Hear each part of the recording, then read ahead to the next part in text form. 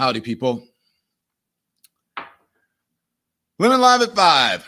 Sorry, I'm trying to muster up some energy here. I'm exhausted. Are you guys exhausted by this news? Just exhausting. And I believe that is the point, is just to exhaust everybody and then to trick you. And they slide some things in, right, that we must talk about. Or that they don't want you talking about and they don't want you knowing about. In the meantime, they're exhausting you with this news and that news and the gold card and the Riviera of the Middle East and the Gulf of America, just all kinds of crazy stuff. Okay, but I got a lot to cover, so I'm going to get to it. Who folks are calling, and don't tell me that they're not. President Elon Musk held court today, presiding over his first official cabinet meeting since taking office. But what folks are calling the vice president, who is Donald Trump, did manage to make some news of his own from promoting a quote unquote gold card here, gold card path to citizenship for wealthy foreigners, to dodging questions about the deadly and growing measles outbreak that's happening in Texas. So thank God we have RFK Jr. on the job. I'll tell you why I said JFK in just a little bit. Thank you that we have RFK Jr. on the job. Remember, he's touted some anti-vax language before, okay? Not so pro-vaccination in his past. So we have such a lot to discuss. I'm thrilled to be rejoined by a fan favorite guest on this show, Mr. Andrew Egger. He is the White House correspondent for the Bulwark. Andrew, how are you, my friend? I understand that you just got back from paternity leave. So how's your family doing? That wasn't long. No, yeah, we're doing well. Thanks for having me back on, Don. I took 4 weeks of leave. Maybe should have taken a little more. Got like 90 minutes of sleep 2 nights ago. It's fine. We're all coping. It's all going great. I'm glad you're doing well. So listen, I want to talk to you about some breaking news. You probably had no idea what I was talking about. You had no idea that I was going to talk about this. But I want to talk about what happened earlier in the week, because we got the news, changing news media, the landscape of the news media at the White House. It's all a big issue now. Joy Reid had her last show on Monday night. Her show was canceled. She was let go, or she left the network or was let go. I'm not exactly sure. But then everyone has been wondering about, what are the ratings? What are the ratings? What's going on? So here it is. Joy Reid's final appearance on MSNBC was also the network's most watched show in the adults 25 to 54. In total viewers, the Readout landed second place behind the Rachel Maddow show and edged out Lawrence O'Donnell, the last word with Lawrence O'Donnell, by just 59,000 total viewers. Meanwhile, the 5, once again, top total viewers for Fox News and 5 p.m. hour of The Lead with Jake Tapper led for CNN. Let's look at these numbers, though. So if you look at 7 o'clock, Melba before her got a 98. He was in the double digits. Joy doubled that and more, 233 in the demo. And it seems it was the highest demo of the night, as it says, until Rachel with 181. And then Lawrence O'Donnell down at, Nicole Lyles at 162 with hers.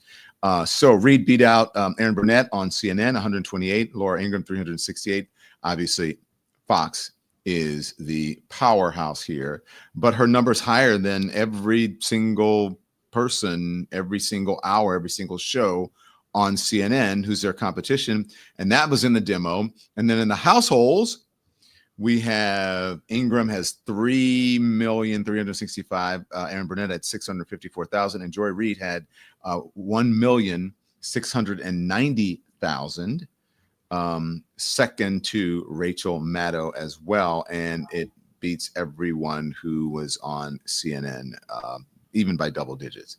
So there you go. That was the last night of Joy Reid's show on MSNBC, doing pretty well in the ratings. Are you surprised by that, Andrew?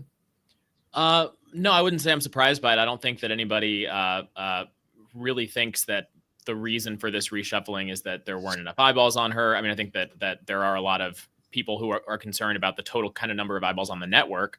Obviously, you're more of a creature of the cable world than I am. You can speak to a lot of this stuff a lot more eloquently than I can, since my exposure to this whole ecosystem is like many lazy youths of my generation, mostly just seeing it all kind of chopped up on social media and things like that. But it seems, it's obvious what's going on, right? I mean, it's part of the broader media scramble to try to not be the nail that sticks out, irritating, Donald Trump and his support system on any given day. That was kind of Joy Reid's specialty. Not that she was, always talking about the stuff that nobody else in the media was talking about necessarily, but she really was a sore spot, I think, for a lot of the president's biggest fans and things like that. They had that kind of personal animosity toward her style and the way she'd present things and things like that.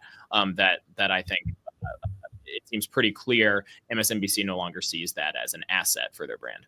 Let me ask you real quickly, because you're the White House correspondent for the Bulwark. What do you think of these new changes that Caroline Leavitt, the press secretary, announced, that they are going to be pickier and choosier about who they allow in the press corps and who they allow in each different venue, including on the plane, et cetera? And it seems to be a departure from tradition and the way that the press had been handled before with the president and with the White House. Yeah, I guess I'd basically say two things about it. One is that I'm totally cognizant that like, kind of from the point of view of the Trump administration and like populist virtue signaling, this is probably like, quote unquote, a smart move for them, in the sense that they know it's a move that plays well to their audience, right? I mean, the White House White House reporters kind of famously not an incredibly sympathetic bunch in a lot of ways. There's a lot of like status seeking associated with that, and a lot of like kind of furrowed brow following of the rules and things like that. And I think that what Trump is trying to do is basically just kind of take pot shots at these people in order to kind of appease his audience and say, haha, look, what we're kind of tearing them down to size, these kind of most puffed up of all journalists, the suit and tie wearing White House correspondents.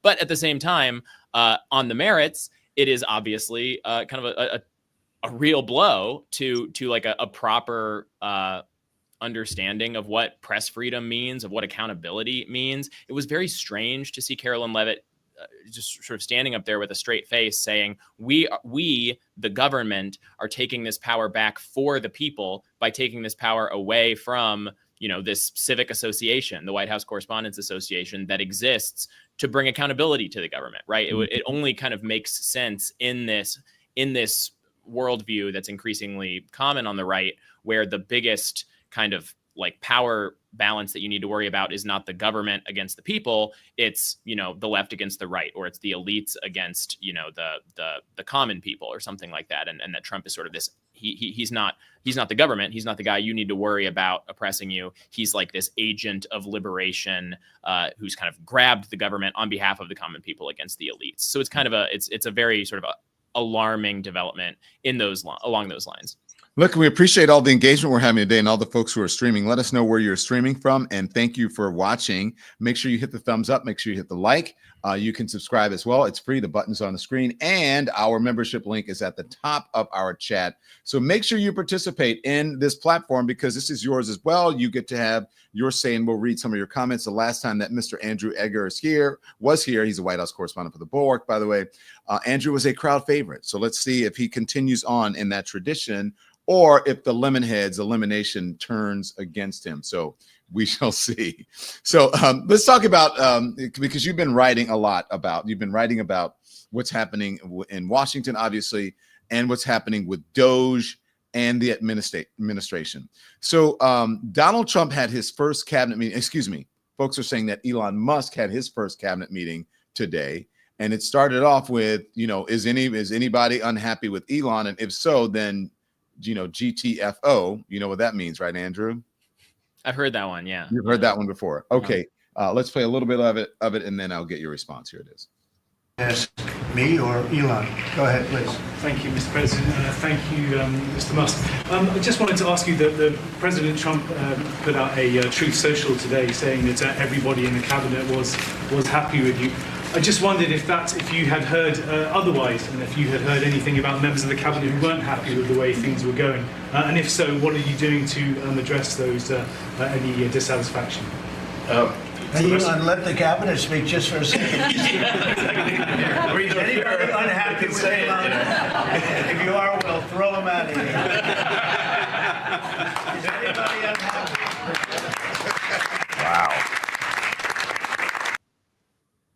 Wow.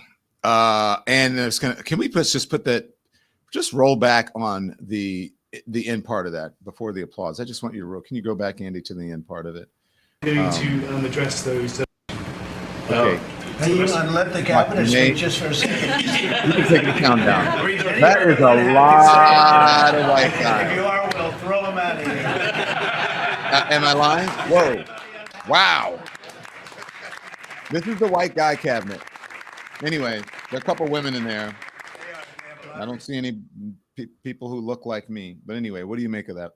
Yeah, I think you're right. I believe for the second consecutive cabinet, the one black man in there is his Secretary of Health of Housing and Urban Development, and a couple of women, a couple of Hispanic men like Marco Rubio.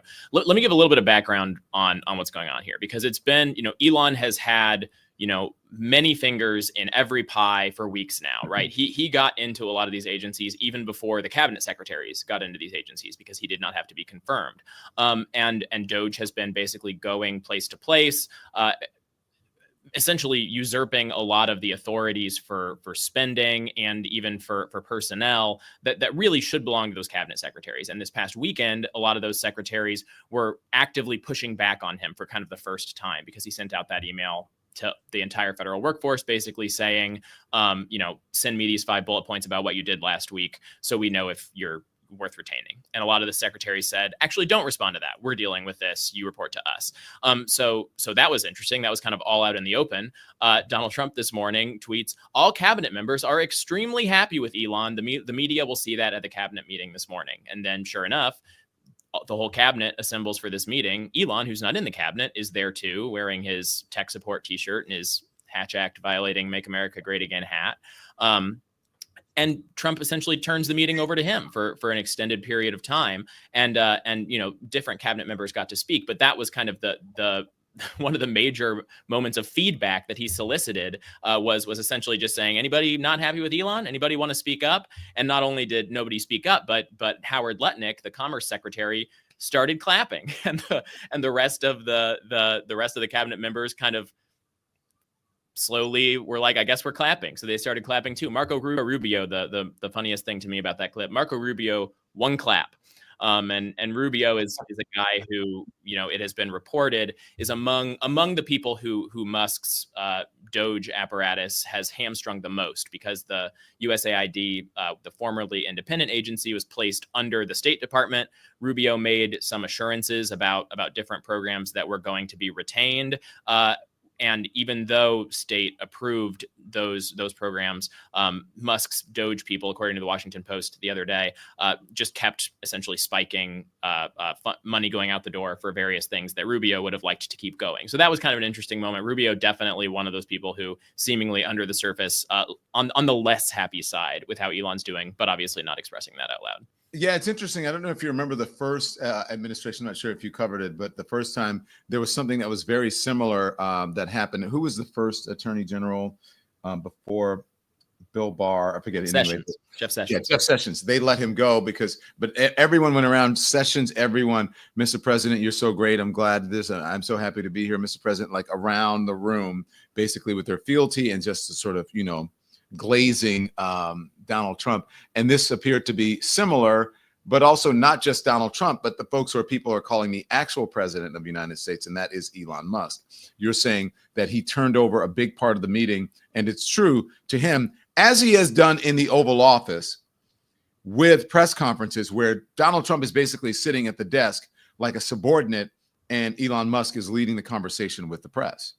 Yeah, and it was a bit of an open question whether this would continue to be the case, because some of these secretaries that really pushed back on Musk over the weekend, it's not like these are like rhino establishment squishes who just kind of like happened to fall into this administration. It's some of the kind of most ironclad card-carrying MAGA guys in there. It's guys like Kash Patel, the director of the FBI, told his agents not to respond to that email. It was who else? No, I'm thinking Tulsi Gabbard at Department of Director of National Intelligence told her workforce not to respond. I mean, these are people who are important figures in this constellation. And you could imagine a universe where, given all of that, Trump, kind of quietly told Musk to tap the brakes, stop antagonizing his people. But no, I mean, this was a pretty striking reaffirmation of Musk's importance as kind of the main guy in this administration, who is actually moving fast and breaking things right now. Yeah, the grand jurist was just in the chat and said they could have spared that meeting. We already know what it is, and I'm sure a lot of people agree with that. Okay, so let's talk about Elon Musk at the meeting, because there was something where he talked about what Doge was doing, but also that they were going to make some mistakes. He mentioned one mistake, but they've made a lot of mistakes, and that's what I want to talk to you about, because I hear that you are just champing at the bit to discuss this unusual thing that's happening in our government. But mistakes when he canceled the Ebola protection. Here is who people are calling President Elon Musk at his first cabinet meeting today. Here it is. And I should say, we will make mistakes. We won't be perfect, but when we make a mistake, we'll fix it very quickly. So, for example, with USAID, one of the things we accidentally canceled very briefly was Ebola prevention. I think we all want Ebola prevention. So we restored the Ebola prevention immediately, and there was no interruption. But we do need to move quickly if we're to achieve a $1 trillion deficit reduction in financial year 2026. It requires saving $4 billion per day, every day, from now through the end of September. But we can do it, and we will do it. Okay, so here's my thing with that.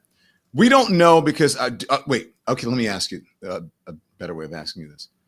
Do we know if he's actually telling the truth? And have we seen the evidence of that? And the second part of my question is, there are other ways you can cut a lot more money from the government by, maybe you can, cut some fat on the defense budget. Maybe you can get rid of some incentives for billionaires and kickbacks to billionaires and, taxes for very rich people. You could probably save a whole lot more money in other ways rather than firing people. Move fast, break things. That seems to be, the MO of folks who are from Silicon Valley. What do you make of what I said? Yeah, I mean, there's so much to say about this that it's almost hard to know where to begin. Like, maybe the most basic, most salient point is it is just completely insane for him to suggest that the government is moving in a direction of saving all of this money by the end of the fiscal year. I mean, the Congress, with Trump's blessing, is moving forward right now with a spending package that would utterly swamp any minor savings that DOGE might be finding here and there by slashing federal employees, by getting rid of government contracts. I mean, the federal workforce is about 4% of the national budget, right? The federal government's budget, I should say. You could fire literally everybody who works in the government, and you would gain back in terms of like recouped revenue 4% of that budget. To say nothing of the amount of money it would take to make up for everything that would break as a result of that. But at the same time, Republicans are surging ahead. Elon Musk is into this. Donald Trump is into this with extending all of the 2017, 2018 tax cuts that are set to sunset right now. Things like that are going to, just utterly wash away these savings. Now, that's one thing you can say. Another thing you can say is the stuff about Ebola. I mean, his concept of turning things off, seeing what breaks, and if it breaks, no problem, turning it back on, is also just A, not the way anything works ever, and B, not the way this is working right now. I mean, but doesn't that cost money as well? Isn't that costing them money by doing that? 100%. And just the disruptions of telling people that they're fired, and then maybe telling people, actually, maybe you're not fired. Just kidding. You're welcome back for now, but maybe we're going to fire you again a little bit later. I mean, these are all things. Every disruption like this carries costs and creates new chaos and new instability, and makes people who you might even want to retain, might even decide you're one of the federal workers we want to keep, destroy that person's morale, make them start looking for a voluntary exit, that kind of thing, right? I don't know. There's plenty of reporting that it is not true, that there was no interruption in terms of our efforts to stamp out Ebola. And the thing is, it's difficult. There's this asymmetry or this imbalance in trying to be the press and report on all this stuff, right? Because Elon is just going with his small team, agency to agency to agency, just slashing and burning indiscriminately, and it happens so fast. There's not a lot of like internal deliberation when it happens. Then they leave, and it's kind of up to that agency to like kind of pick up the pieces, figure out, okay, what do we still have that works? What are we still doing? What were some of the worst things that were left on the cutting room floor? And then if something is like particularly bad, then they can go leak that to the press. The press can report on it. And then Elon and his team can be like, oh, actually, maybe that was kind of a bad thing. And maybe they can reverse it. That's what happened at the National Nuclear Security Administration a couple weeks ago, if you remember. That's what's happened at Veterans Affairs this week.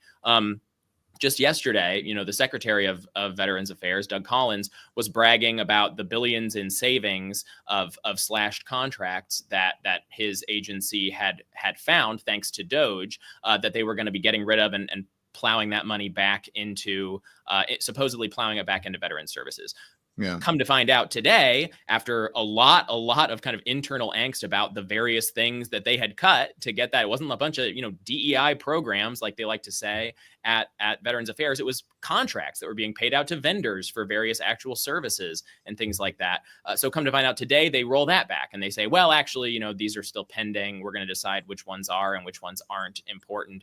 And it's this bizarre situation where they're moving fast and breaking things. They're relying on the internal people not to stand up and say, hey, actually, can we maybe not cut this? This is important, because they're worried about getting hammered down. So all they can do is leak to the press. The press can report on it. And then if enough of an outcry builds, then they put it back into shape. But this idea that there's no interruption and that it's this process where they just like kind of spot a mistake and are like, oh, well, we'll put that one back. I mean, it's a total funhouse mirror version of what's actually going on with all these cuts. Let me just say is that because of everything that we have heard, everyone, okay, stand by a minute, Andrew.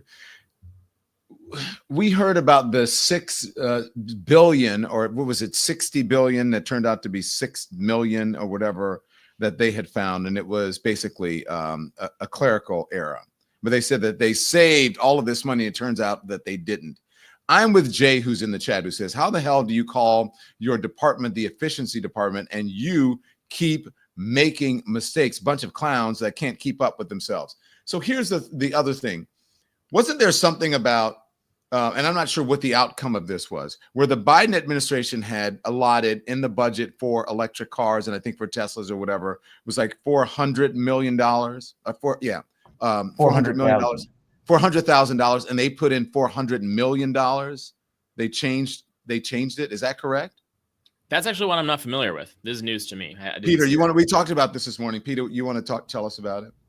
Yeah, it's developing. It's a breaking story by NPR and Drop Site News, but there's an allegation that's been raised that at the end of the fiscal year, back in December, Biden allotted some funds, approximately $400,000, to buy some Tesla vehicles.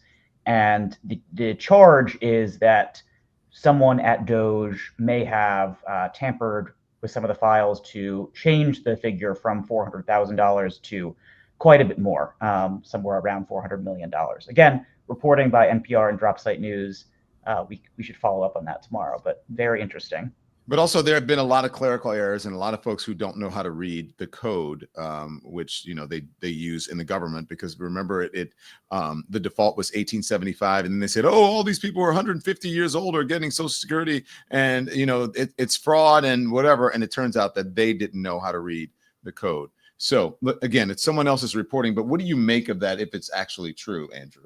Yeah, I mean, Thank you, Peter, it's true, I mean, it would be kind of the first example that I had heard of this kind of like explicit and naked cash grabbing, but completely in keeping with a lot of indirect, implicit of the exact same stuff. Because since Elon has been, in his position as shadow president or cabinet secretary of cost cutting, or whatever you want to call him, I mean, he has made absolutely no bones about, being a slashing a bunch of departments, a bunch of people who are, regulators of his companies, who were pursuing various enforcement actions against his companies. He has been a voice against potential competitors for various of his companies. He's got a real axe to grind with Sam Altman of OpenAI, and is pretty explicitly working to kind of keep the government from doing contracts with him, pretty explicitly lobbying the government, for example, the FAA, to work with SpaceX to revamp, our air traffic control system. I mean, he is out there just kind of nakedly pitching, integrating his own systems into the government systems more so than ever before. He's obviously always had a lot of government contracts. That's been one of his main things. Well, I want to talk to you about that, by the way. Yeah, hold it. Go on. Finish your thought, and I'll talk to you about. Well, I mean, that's the main thing. I mean, like it is all the kind of stuff that in any other environment would just be seen for what it is, which is kind of open graft and self-dealing in this kind of implicit way. And if that turns out to be true, what you mentioned in kind of an explicit, just lifting extra money out of the coffers way as well. This is from DropSite, as that Peter talked about, and then from Ryan Grimm. Quite a scandal. Biden was prepared to spend a few $100,000 on Teslas in the State Department, and the Trump administration altered that to $400 million, then backdated the records to make it look like Biden did it. State canceled the contracts after DropSite exposed it. DOGE should ask us for tips in saving actual money for the taxpayer beyond just canceling Reuters subs. Interesting take on that. That's remarkable. Yeah. That is something. Let's put this up. This is also from Tom Malinowski in New Jersey. If we can put the full screen up, who is also criticizing, says, whoops, I accidentally canceled Ebola prevention. Doy, or whatever. I fired the bird flu experts. Oops-a-daisy. I stopped the Lutheran Charities foster care and adoption services. My bad. I sacked the nuclear weapons workers. Now, can I have access to your tax returns? I think that's kind of what Americans are feeling. Thank you, Tom Malinowski, for actually having the cojones to say this. If you'll allow me a point of personal privilege to talk about something I reported about a week ago, that nuclear weapons workers story was so much crazier than people necessarily thought at first. Really? Like kind of the way it kind of played out in the news was like, okay, yeah, we fired these guys, but we brought them back right away. No harm, no foul.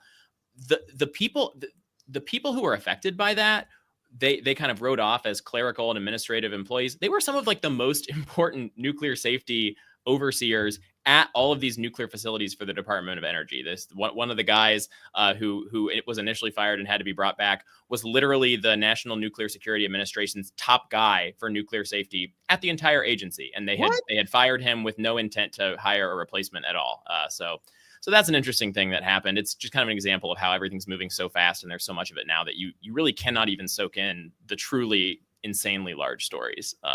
But I reported that one a couple weeks ago, so I wanted to bring it up. Oh, we're going to talk about what some folks say just a little bit later. I want you to hold that thought about what DOGE is actually doing and that it may be a distraction for other things. But let's talk about this. You know who Crystal Ball is, right?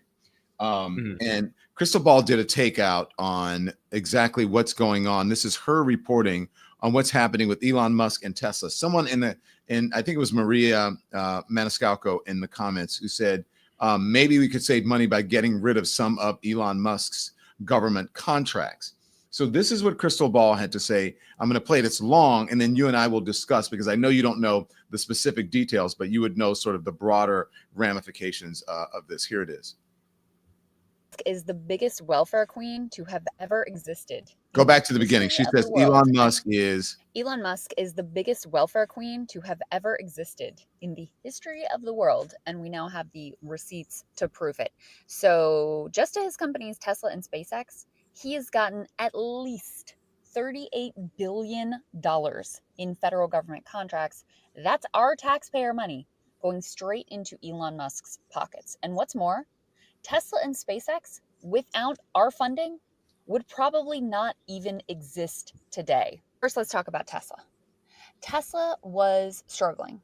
It was about to go under when Elon came hat in hand to the government and begged for a massive energy department loan to the tune of $465 million to keep that company afloat. That allowed them to build the Model S, allowed them to buy their factory in Fremont, California, and allowed that company to really take off and fight another day.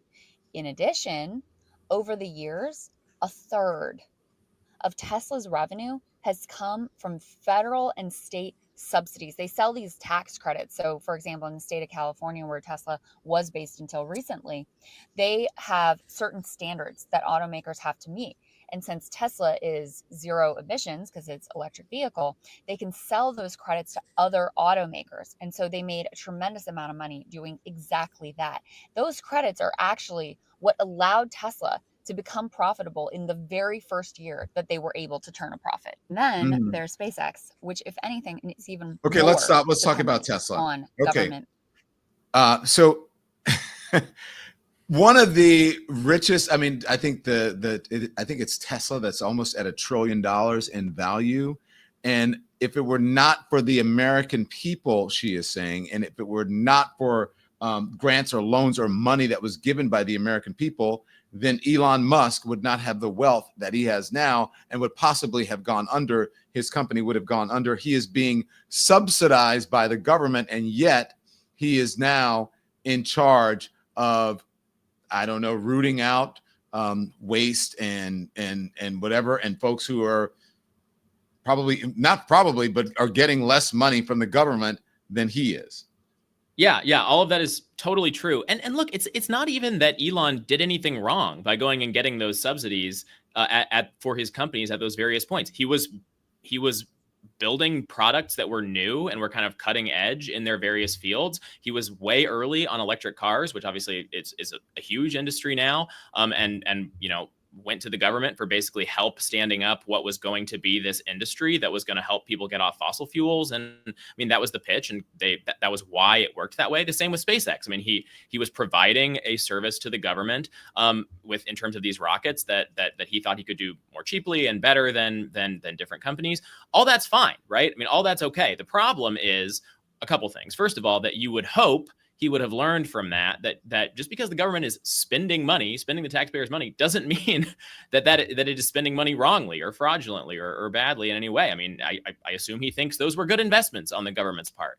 And the other thing is that where you really get into trouble is when he is on both sides of the negotiating table there, right? Where he owns these companies that are getting these subsidies, and he is cozying up to Donald Trump without divesting from any of it. And not only cozying up to Donald Trump, but making all of these kind of government spending and government oversight and who works for the government decisions himself, right? That is where the real danger of abuse and corruption comes in, because there is nobody to check his work, and it's not an adversarial process when it's his companies dealing with his president and his government to strike these deals. It's interesting. I saw this tweet. I can't find it. I don't know, producers, if you can find it. I think you guys sent it to me. We talked about it. But Scott Galloway recently posted somewhere. He said, if you want to know about Elon Musk, again, this is his reporting saying, then where's his philanthropy? Where are his cancer research centers? Where are the hunger centers around the country? Like, what is he doing with all of this money, much of which reportedly he has been able to gain because of government and subsidies from the American people?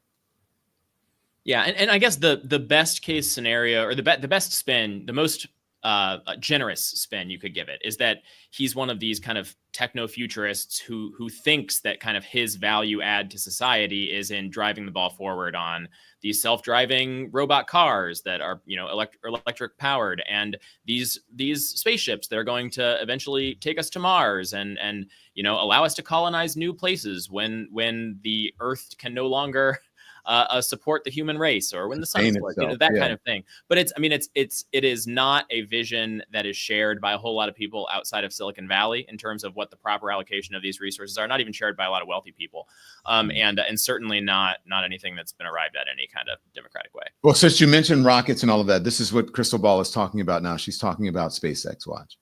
Majority of SpaceX revenue comes from the Defense Department and NASA. That is where the money for SpaceX comes from. And oh, by the way, we, the US federal government, the taxpayers, apparently, since we're on the hook for it, have looked the other way as SpaceX missed milestone after milestone. That's according to congressional investigators who said the subsidies and the funding kept coming, even though SpaceX routinely failed to deliver. All of this led Jeff Bezos to say, Elon's real superpower is getting government money. And that is certainly the case. So now that he is in control of the federal government, he wants to completely plunder the Treasury. He wants to use the federal government to completely backstop his entire net worth. And not only that, he wants to use it to crush his competitors, and he wants to slash the parts of the government that actually benefit regular people. Things like Social Security and Medicare and veterans benefits and Medicaid. Those pieces he wants to go away so that there's more money for him and for his companies, for his bottom line. So that all right. So that's Crystal Ball's reporting. And I think she brings up a very good point, and others have pointed this out. But I think others have pointed this out in the past, Andrew. But I think now that Elon Musk has so much power, you can't avoid him. You have to discuss him because he has inserted himself, and so has Donald Trump, into almost every facet of American culture and the zeitgeist, as Donald Trump has himself. So look, I think it's important to point these things out. I don't know how much anger or outrage or if it's going to change anything with the American people, but I think at least they should know. And speaking of people who I guess, has the president's blessing for things, let's talk about your article, because I'm not so sure that Glenn Youngkin does. And I think we have been talking about big balls for so long, and now we're talking about snipped balls. And you said in your essay, you said Doge's latest cut, Glenn Youngkin's balls. What the hell are you talking about, Andrew? What is going on here? This is some weird castration. Like, what is up here? Yeah, no, we try to keep these things PG, but sometimes you bump into the idea for a headline that you can't tug yourself out of. Yeah, I mean, essentially what I'm writing about there is the state of Virginia, right? Glenn Youngkin's the governor of Virginia. Virginia's where I live. He's my governor. And Virginia is extremely overrepresented in terms of how many federal workers live there, especially up in kind of the DC suburbs, but really all throughout the state. There's just a million government employees in Virginia. So disproportionately, this kind of like Elon Doge slash and burning is falling on Virginians. And that is creating a problem for Glenn Youngkin, especially because Glenn Youngkin's path to kind of bringing the Republican Party back in Virginia was in courting a lot of these white collar workers, a lot of these government workers back a lot of them were like old Republican voters who became Biden Democrats, who then became Glenn Youngkin Republicans again. But now they are extremely mad at the Republican government for good reason. And they are hoping that Glenn Youngkin will stand up for them a little bit. And instead of doing that, because you really cannot be an elected Republican right now and argue that Elon Musk is doing anything but great, awesome, needed work, Youngkin is cheerleading for the Doge effort, the waste, fraud, and abuse. But he is also trying to tell all of these fired federal workers, not to worry. We're going to make this transition really smooth for you. We're going to give you a lot of resources to help you get back on your feet in the private sector. And so they had a press conference, a very strange press conference earlier this week. It was hosted by Capital One, the giant bank and subprime lender, which is also a major employer in Virginia. And it was Virginia has jobs. He was spotlighting there's some 250,000 open jobs in Virginia was the thing he kept saying. The Virginia economy is really good, says Glenn Youngkin, and it's in part because of my leadership. Pats himself on the back a little, and then he talks about a lot of the kind of stuff that they're going to put out in terms of resources to help these fired government workers. It's not that you shouldn't have been fired, because you must have been involved in some waste, fraud, and abuse, or Elon wouldn't have fired you. So no worries about that. Now you can be productive by working in the private sector, and we're going to give you a virtual job fair, and we're going to give you some advice on how to update your resume. I mean, it's just like a lot of really kind of patronizing and paternalistic kind of hot tips that I don't think are really gonna be assuaging anybody's anger at their job having completely vanished. Well, two things. Glenn Youngkin was supposed to be the sort of model. This is the new model for I think it was like 2021, 2022, maybe. 21, the weird off-year elections in Virginia. 2021 Republican model. Everyone welcome Mr. Glenn Youngkin, because I think he outperformed whatever he was supposed to do in Virginia. I remember covering that, and people were like, "Oh my God, Glenn Youngkin is the guy. He's the dude." And now not so much, because you're saying he's getting a snip. But that seems to be sort of a talking point around with a lot of Republicans who are saying, hey, when people are complaining at these town halls, et cetera, about losing their jobs, and it seems to be, you're not helpless. We're going to help you out. You can find other jobs. That seems to be their MO and the talking point that they're giving to constituents. Yeah, definitely. And it is just a talking point, right? I mean, none of these resources are particularly helpful if you are talking to someone who, for example, used to work in the U.S. aid sector, which has now completely vanished. I mean, like I talked to someone last week who spent the last 5 years of their career doing development work in Eastern Africa, right? I mean, they were learning the languages over there. They were grant writing and doing all that stuff. I mean, they have a lot of specialization in a field that no longer exists. And, getting some hot tips from Glenn Youngkin, like, well, here's how you can write your resume to be potentially more appealing to, say, Capital One, to go work in their subprime lending division. I mean, their whole field of expertise is gone, right? They don't have relevant skills for these kinds of jobs because they thought that they were building the skills they needed to succeed in a career helping people abroad on behalf of the people of the United States of America, right? I mean, so let me ask you this. So I want to get to the whole point here. Is the point that, is he on the outs as far as MAGA? Is he on the in? Is he in, or is he just like, has he been put out to pasture? Like, so I'm just trying to figure out, what is Glenn Youngkin's connection to what's happening in Washington, D.C.? Yeah, the weird thing about Virginia is you can't serve consecutive terms as governor, so he will no longer be governor as of next year, regardless. So it's kind of a question about his future, right? And it's will he run for Senate? Will he eventually run for president, as some people thought he might even get in this past cycle because he had made such a splash by beating Terry McAuliffe in 2021. And it does seem like the calculation that he is making is, we're going to do everything we can to keep Democrats from swooping back into power in this upcoming election. That would not be much of a resume burnishing legacy for himself. But the main thing here is that he does not want to be kind of the nail that sticks out that then gets hammered down, because I mean there's an enormous amount of pressure. I mean, Elon Musk has a gigantic megaphone, Donald Trump has a gigantic megaphone, and because there's this weird dynamic where, because basically the entire Republican Party has now fallen behind these guys, there's a disproportionate amount of anger and rage that goes toward any one person who steps out of line. Like in 2018, 2019, you would hear criticism of Donald Trump, right, from Republicans, and it would be kind of diffuse, the response, because there were so many Republicans still criticizing him. Now it's like, you don't want to be the one guy who's going to say, actually, some of these Elon cuts are really dumb, because if you say that, every podcast, every kind of like Steve Bannon and Jack Posobiec and Dan Bongino and all these guys will like feature you and send their armies after you, and Elon will tweet about you and Donald Trump will tweet about you, and it will really kind of ruin your life. Wait, right? Isn't Bannon's not really on Elon Musk's side, is he?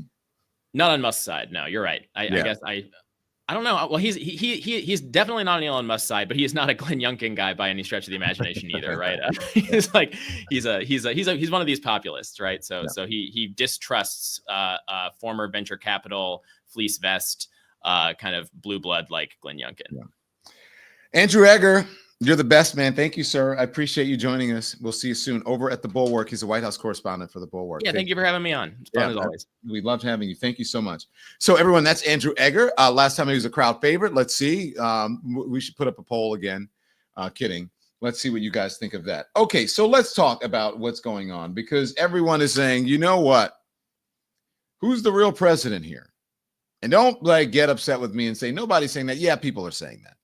People see the cabinet meetings and they're like, honestly, they're saying, why is Elon Musk standing there in a vest, and you got these people sitting around in their suits and all of these, sort of white guys buttoned up, and here's Elon Musk standing over everyone with a vest on, right, and a baseball cap, talking about waste, fraud, and abuse, all of this within the government, and has not been elected by the people. And then you have the president of the United States who says, if you don't like Elon Musk, what he's doing, then we'll get him out of here.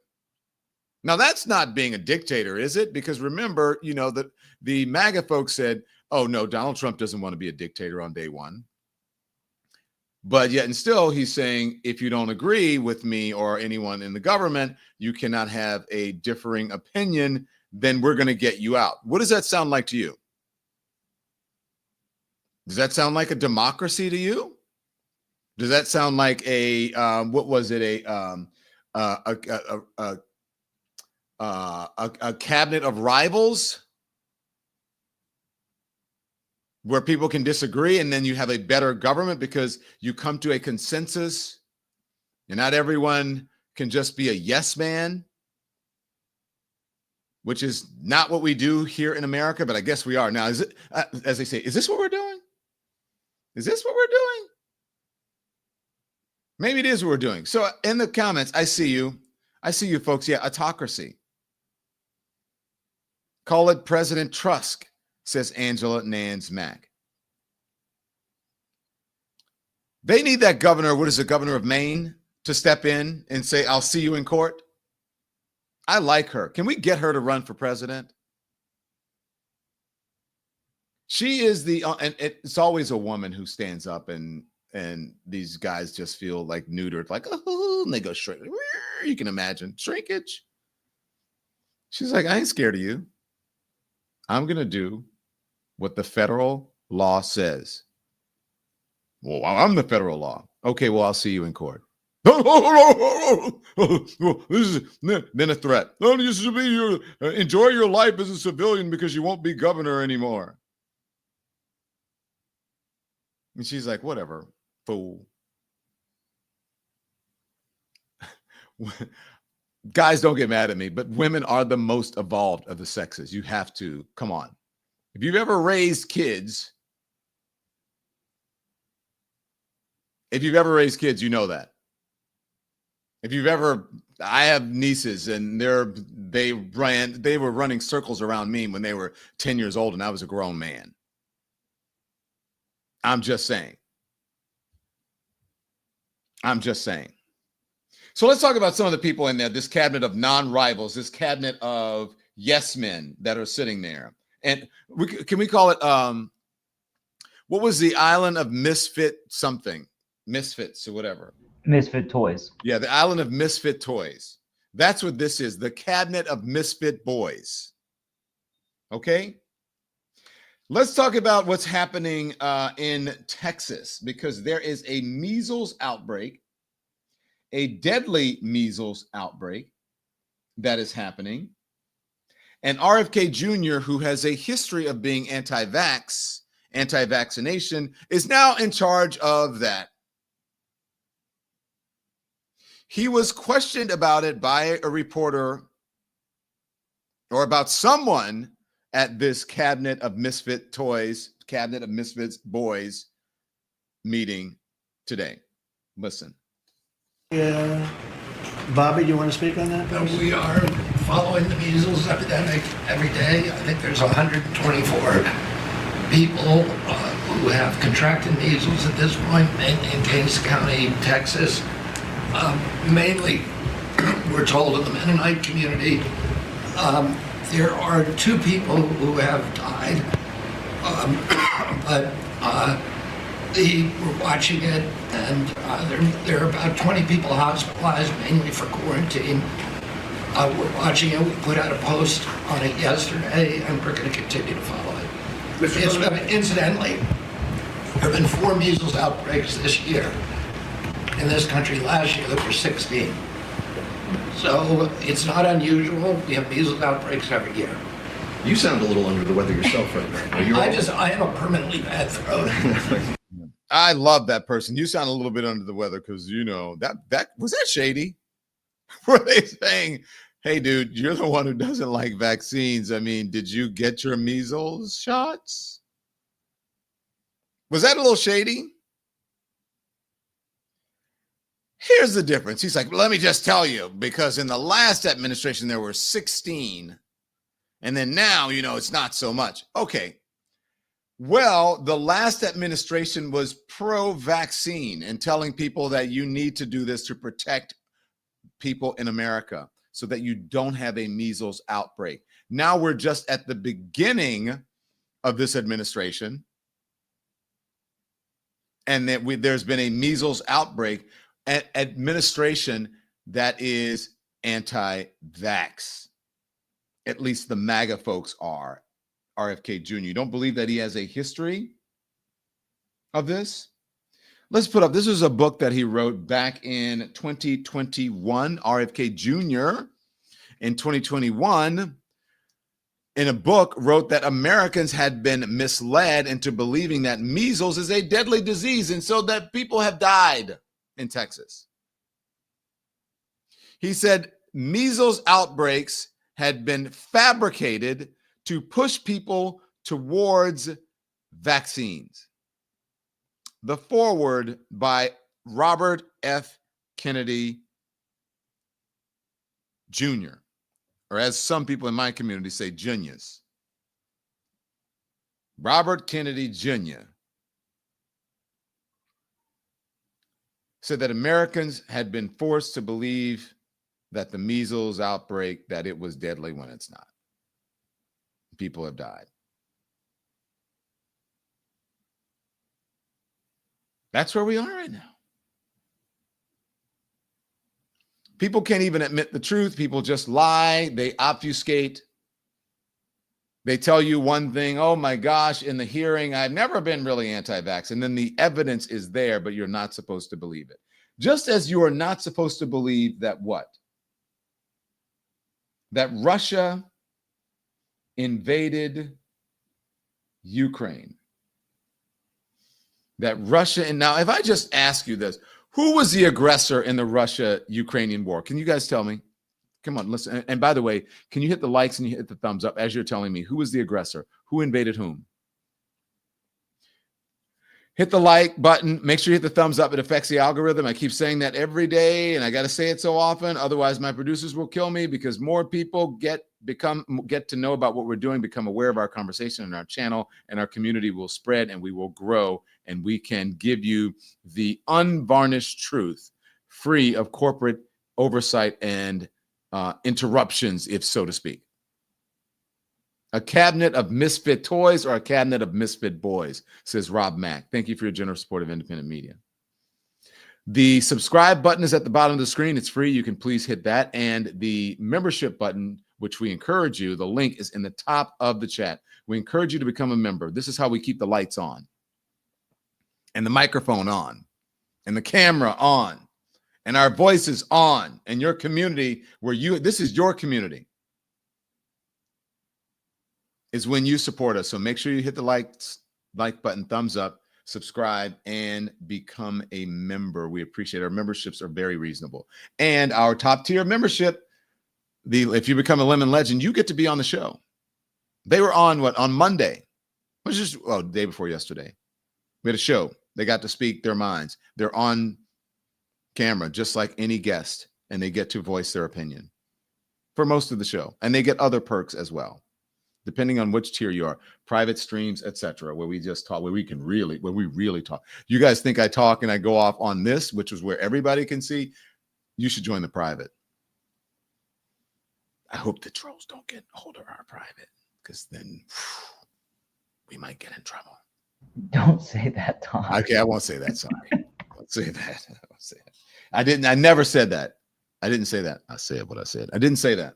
Okay, so you cannot say that. Can you guys tell me? So I'm looking at the comments. Who was the aggressor in the war? Now, you guys have common sense. You guys know, you read, right? Was it Ukraine? Who invaded who? Did Russia invade Ukraine, or did Ukraine invade Russia? And who is a dictator? Is it Vladimir Zelensky or is it Vladimir Putin? So there are folks around the country who cannot say, can you guys just from this morning, please? I know I'm asking you to do something.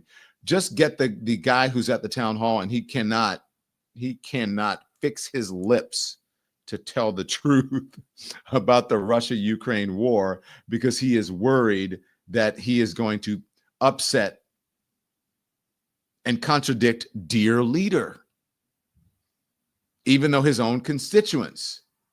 So first, I just let me play this part, and then I'll play you the counter, which is Jasmine Crockett. So here is the congressman trying to explain to his constituents who are asking him about Ukraine. Hamana, hamana, hamana, hamana, hamana. personally, do you support Ukraine or Russia? Well, here's. Really need No, it's not easy, ma'am. It's not easy. It's not easy. Is Zelensky a dictator, yes or no? That part I have a problem with that statement, yes. Okay, did Ukraine start the war? Well, It's simple. Do you support Did Ukraine start the war, yes or Do you no? support Ukraine? Did Ukraine start the war, yes Let or no? him answer. Let him answer, ma'am. Well, Yes, he no, will. ma'am, I will. Just hang on a Yes, second. he Is that your question? Did they start the war?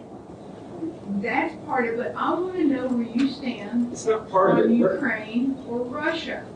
We have been supporting Zelensky for years now. It's 3 years since Putin started this. Now we're isolating, or he is isolating America. He's calling names and all this. Where do you stand? Let me just say this. This is not the tactic that I would use to try to solve the problem. And I've said that openly. Where do you stand? Wow. Seriously? Is that where we are right now? Is that not concerning for you? Is that not concerning? He can't even say the truth about that. Are we that distorted? Do we live in a place now where we don't live in the same reality, where we don't have a consensus, a general consensus about what's true and what's not? Do we not have eyes and ears of which we can rely on, giving us the information that we see and hear? Are we in the George Orwell 1984, where you're not supposed to believe what you see with your own eyes and hear with your own ears? Is that where we are now?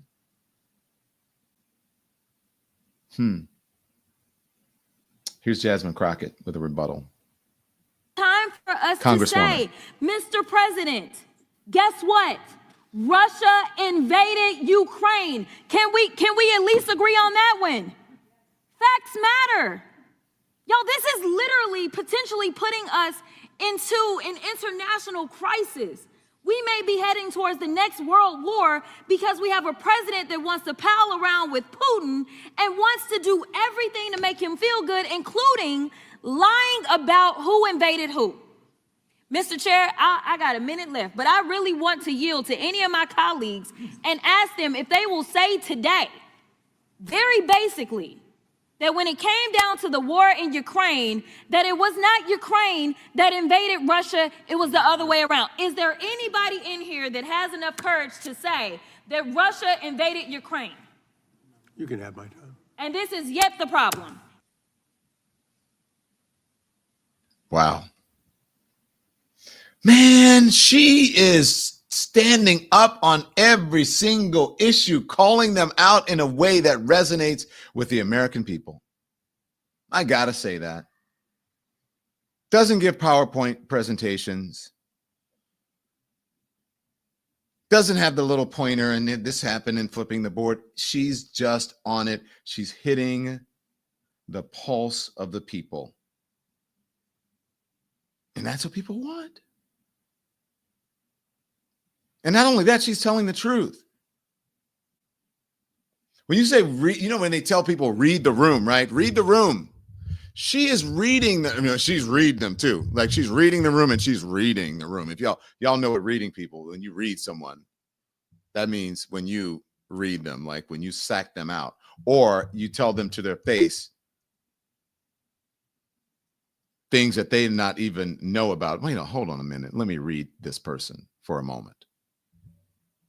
That's what she's doing. Push this back. Too many wires in the shot. That's what she's doing. And she's meeting the moment. They can't even tell the truth about Russia and Ukraine. Donald Trump can't even fix his lips to call Vladimir Putin a dictator. But yet he will call Volodymyr Zelensky the man whose country was invaded. Now, here's the thing that we have to worry about on where we are now. Everyone has to worry about this because even I fell for it. I think even some of the producers fell for it. And so if I think I said this on a radio show, I apologize. I'm correcting the record here because this is a danger of artificial intelligence and what folks have been warning us about. Why people in Hollywood are actually fighting for the rights of their own person, their own image and sound and representation for artificial intelligence. This is Don Jr. speaking out. People thought this was real. Let me tell you again, it is not real. But a lot of people thought it was real. And considering the time that we're in, excuse me, we're not very far off from possibly this type of thinking. But again, I'm telling you, it's not real, but I want you to listen to it because it's a pretty good copy. Here it is. Forget that Ukraine isn't the kind of country you go all in on. This is ridiculous. I honestly can't imagine anyone in their right mind picking Ukraine as an ally when Russia is the other option. I mean, just think about it. Massive nuclear power loaded with natural resources everyone needs, literally the biggest country on the planet. And there's Ukraine, which has Chernobyl and some radiation-proof dogs. Yeah. Meanwhile, the Biden administration is like, oh yeah, this is definitely the ally we need. Let's dump all our money into them. Honestly, if anything, the U.S. should have been sending weapons to Russia. Does that sound real to you? And it doesn't sound far off from something that Don Jr. might say, because you're like, wait a minute, we're sort of in upside down time. And his dad is now, who is the president, is saying, hey, Russia is the injured party here. It's scary. It's frightening. Again, I want to say AI generated, but I fell for it and I talked to someone about it. Andrew Egger, who we just had on, tweeted about this, about AI and Don Jr. And, Andrew has some very specific thoughts on this. Andrew said, honestly, it's very unsettling fake. Listening to it again just now, even knowing it was AI, same thing. I feel the same way, Andrew. I genuinely could not tell it was not actually Don Jr. The latest round of audio models can be so good as makes fakes orally indistinguishable, which I'm sure will help our discourse a lot. I think that is obviously sarcasm. He's being facetious, as they say. But can we put that back up, please? He's being facetious. But Andrew Sarabian tweeted out earlier, Andrew was responding to this. This is 100% fake AI generated audio, but I am sure that won't stop anti-Trump resistance accounts from continuing to dishonestly spread it. Well, no, people aren't dishonestly spreading it, because I hear a lot of people who are saying that it's AI generated. Put the picture back up of it, Andy, just so folks will know. We are not saying it's real. We put a big AI generated over it so that you will know it is not real, and we are reporting the real thing. And I'm telling you honestly that I fell for it. I am correcting it now, and I just mentioned it once on a radio show, and I called the back and I said, that thing we talked about was not real. Can you correct that or not rerun it? And they said, we got you, because a lot of people fell for it. And even my producer admitted that she fell for it. And even Andrew Egger is saying, I can't tell. And I know it's AI generated. And to me, it sounds like Don Jr. It's scary, y'all. The times that we're in right now. So here's what people are saying, and I don't know if they're wrong about it. They're saying, at first, I'm going to get to this Representative Auchincloss. Now, for those of you who are old enough, right? Do you remember the Kennedys? You remember Jacqueline Bissett Kennedy? And I forget what it was, but I'm old enough to remember that the Auchincloss name is in there with, I think, sort of the titans of America, the wealthy folks of America, the big names in America. Do you guys know what I'm talking about? And so when I heard this Auchincloss name, this guy who is now, he's a politician, right? Yeah. Who is now, and I think he's going to run for an even higher office. And I was like, how do I know the Auchincloss name? So if you guys can remember, let me know. But I know it is one of our dynasty families in America. Very, sort of waspy Auchincloss. I came over on the Mayflower. I live in Massachusetts. Go to Kennebunkport. Anyway, I digress. So here's what he's saying. He's saying DOGE is a distraction for some really, really important things that they're doing behind your back. As I had been saying, this will not be a surprise to you, but it's good to hear him say it. DOGE is about misdirection. The chaos and the corruption from Elon Musk and his team, where they're firing Federal Aviation Administration authorities while there's near misses on runways. They're firing public health officials while we've got measles outbreaks in Texas and Georgia.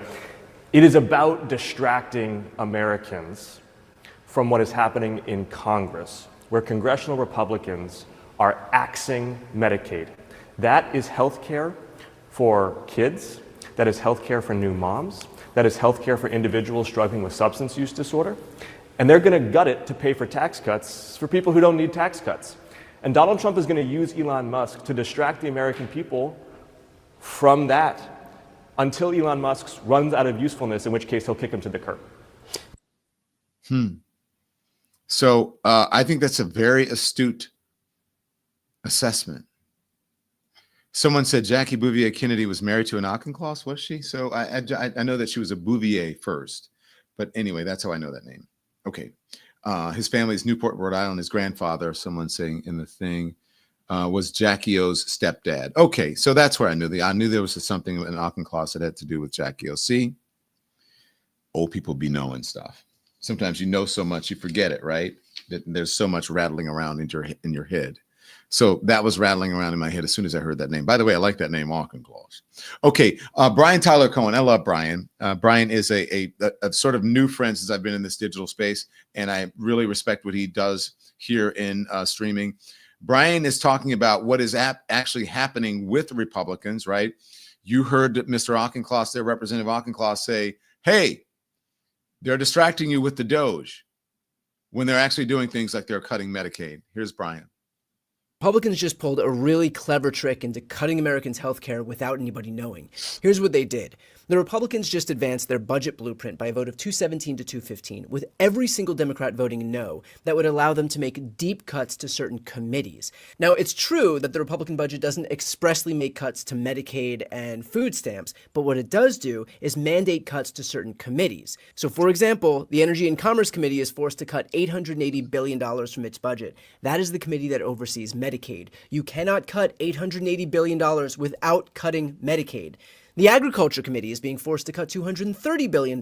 That is the committee that oversees food stamps. You cannot cut $230 billion without cutting food stamps. And so do you see the trick that they're pulling? None of them actually expressly voted for a cut to Medicaid. None of them expressly voted for a cut to food stamps, but they did force cuts to the committees that will then have to cut those exact programs. So they gave themselves one layer of protection to be able to maintain some plausible deniability so that when they go back to their districts, they don't have to say, oh, well, I voted for a budget that cuts Medicaid and food stamps, knowing full well that they did vote for a budget that forced the committees to then cut those programs. Again, a clever little trick to prevent them from having to take accountability for their own actions. They think we're stupid. We know better. Brian Tyler Cohen, everyone. And that is what one would call a mic drop from Brian Tyler Cohen. Now, let me just say to you, because I believe all is not lost, especially if you listen. Do you guys know who James Carville is? I played this morning, and this has been sort of going around this week, and I'm not sure if everyone has heard it. And even if you have, I want you to listen to it again, because I think it's a very astute assessment of something that is happening and that could go on, right? You know, when people get too confident, right? Pride comes before the fall. You could even say confidence goes before the fall, right? I think that some of the Republicans, I think that they are drunk with power. And I think that they believe that they can do anything. And that they actually are kings, as Donald Trump has said, hey, long live the king. Basically saying that he is a king. So let me just say this, because I do think that there's some truth to it. I'm not sure if his advice to what Democrats should do, I don't agree with all of it, but I think Mr. Carville will be okay with that. But I want you to listen. For those of you, you know, when I can be Donnie Downer, I think this should be a Donnie Upper. This should give you a lemon zest boost. And I don't know if it's going to come to fruition, but he is a very astute man and he knows politics. James Carville.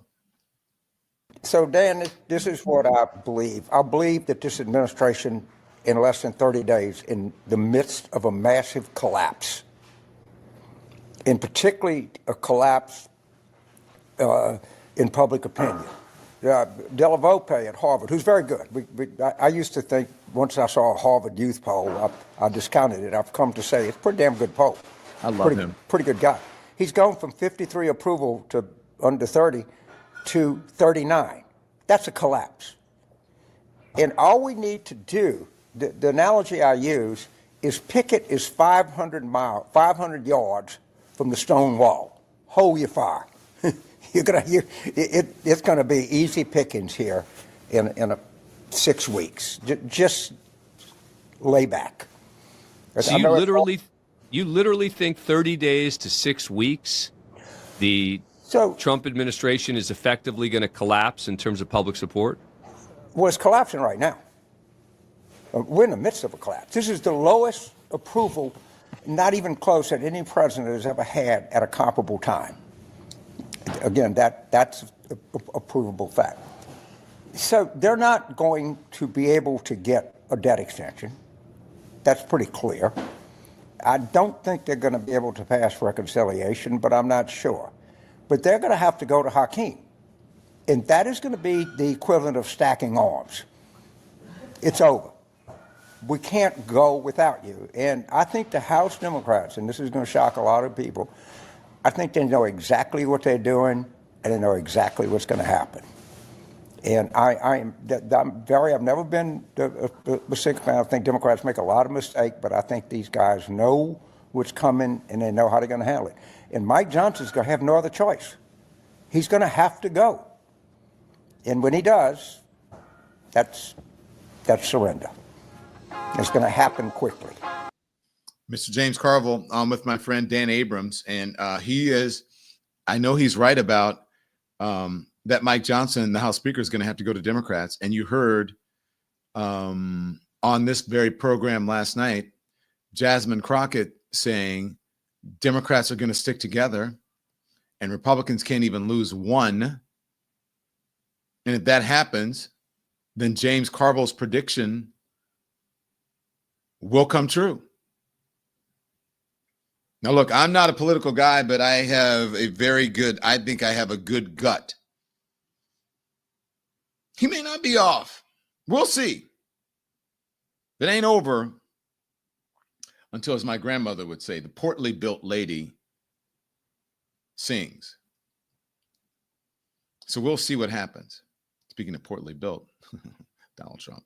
So let's talk about AI, because this is something that in the interest and in the realm of when people show you who they are, believe them. Because some people can't believe, I can't believe this is not going to happen. What is your gut saying, Don August Winter says? My gut is saying, I said it before I get to the other thing, is that pride comes before the fall. Overconfidence has caused a lot of people to the demise of a lot of people.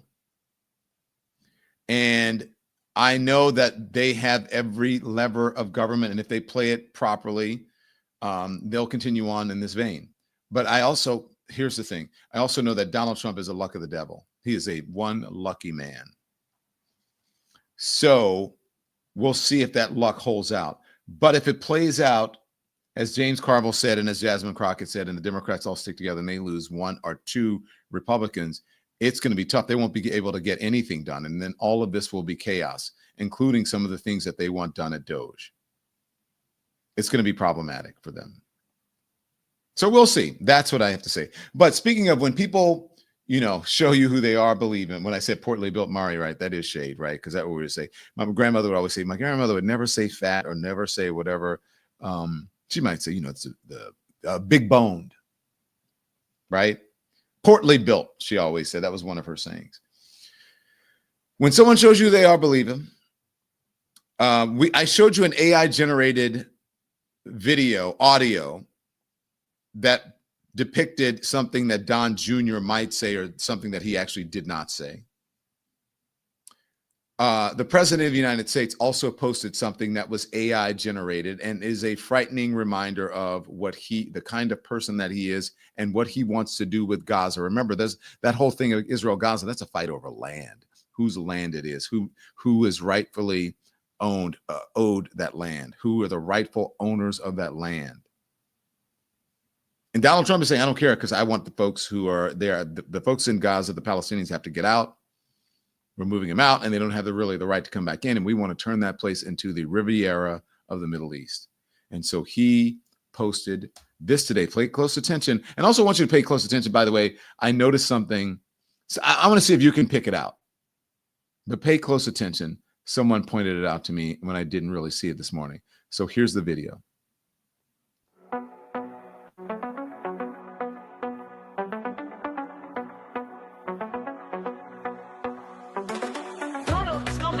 You free, bringing the light for all to see. No more tunnels, no more fear. Trump Gaza is finally here. Trump Gaza shining bright, golden future, a brand new light. Feast and dance, the deal is done. Trump Gaza #1. Trump Gaza shining bright, golden future, a brand new light. Feast and dance, the deal is done. Trump Gaza #1. Now I'm surprised that they didn't give him a better body in the end. So Andy, I want you to do me a favor. So the first shot after the Elon one, the one that they have like a buffed and tan, it's like who? Andy was like, wait, is that supposed to be Elon Musk in this video? The one where he's taking, a big dollop of something and he's eating it. Can you cue it up to that? No, go past that. Go right there. Okay, stop. Is there any way you can make that bigger?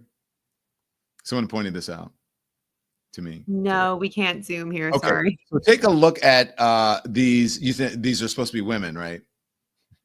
Look at their faces. Look at the faces. Do you guys see that? They've got beards. So I don't know if someone was punking them or what, but these ladies have beards and a mustache. These belly dancers or whatever it is that they are. Can you guys see that? Someone pointed that out. So, and sometimes maybe that's just AI because AI will give people like, 8 fingers sometimes. Someone said they live life says they not women. The dancers have a mustache. Yes. Men with beards, John McCann. I wanted you guys to smile at something. Look, it's really awful that I believe that, to play with people's emotions and to think that this is funny to post. Again, it's not real, but there are people who are really hurting in Gaza, and Palestinian people, and people here with relatives there who have been hurt, as of obviously Israel as well. So I'm not sure that's something that you want to like laugh and smile about it or post, but that's who the president of the United States is right now. Basically an internet troll. And there are lots of them out there. The internet trolls are in charge.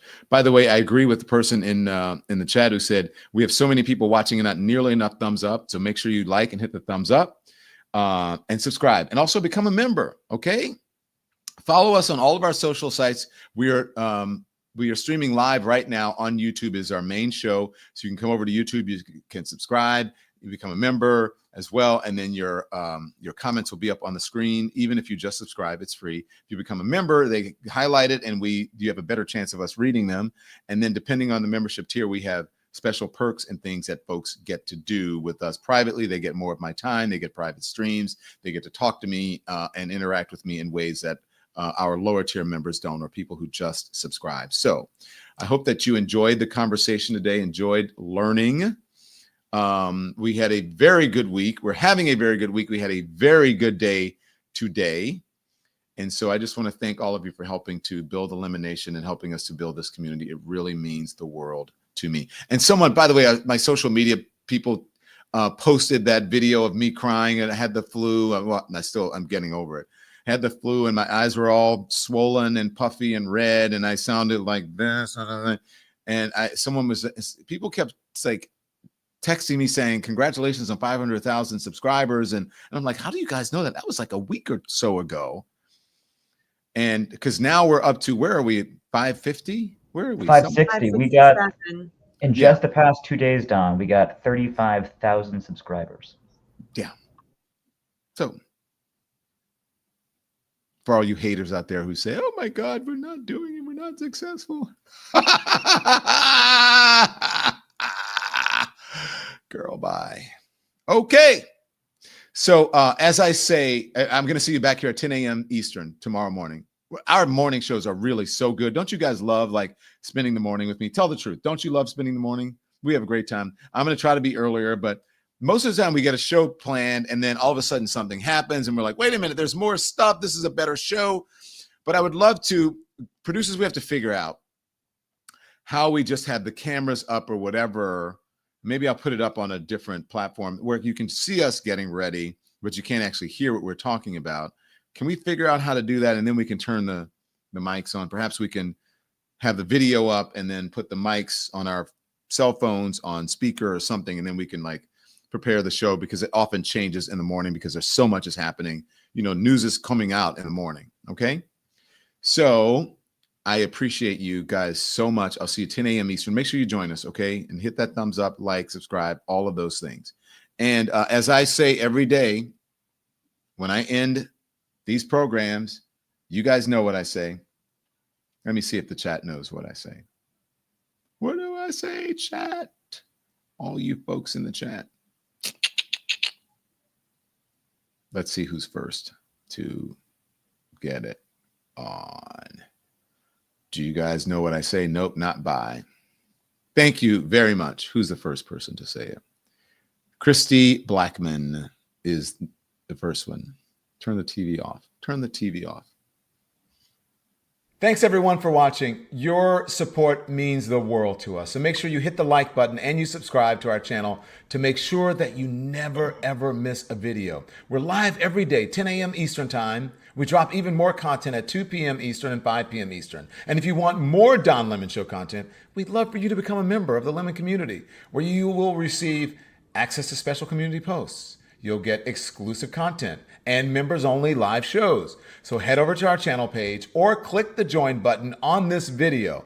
Again, thank you for watching. We appreciate your love and your support, and we will see you